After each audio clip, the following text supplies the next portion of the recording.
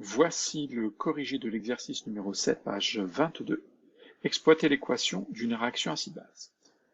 Donc l'équation de la réaction entre l'éthylamine, qui a pour formule C2H5NH2AQ, et du oxonium s'écrit, l'oxonium c'est H3O+.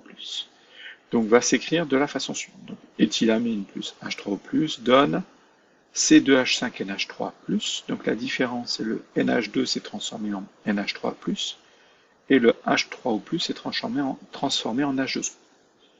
L'éthylamine est-il une base ou un acide? Justifié. Donc deux façons de le repérer. Quel est le transfert d'électrons qui a lieu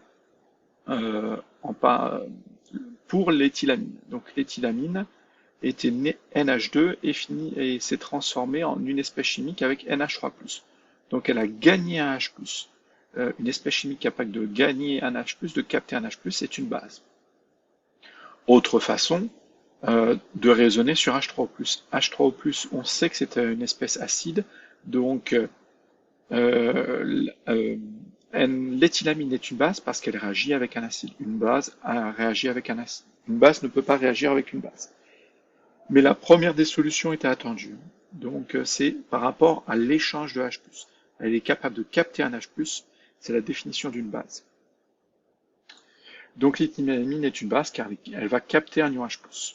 Ensuite, écrire les couples mis en jeu lors de cette réaction. Donc là, on va repartir dans le sens inverse. Donc on les a déjà identifiés. On a cette espèce chimique avec cette espèce chimique qui vont faire un couple, mais laquelle on doit écrire en premier. À gauche, on doit écrire l'acide. Donc l'acide, c'est C2H5NH3+, parce que l'acide a un H+, acédé, donc un H+, en plus. D'accord? Et la deuxième, ça c'est l'espèce acide, ça c'est l'espèce basique, donc on va avoir H3O+, slash H2O, H3O+, slash H2O, acide base, et C2H5NH3+, et C2H5NH2, acide base. L'ion éthylamonium, C2H5NH3+, réagit avec l'eau selon une transformation non totale. Écrire l'équation. Donc, il faut écrire ici, donc on a les couples sont écrits au-dessus. Pas tout à fait.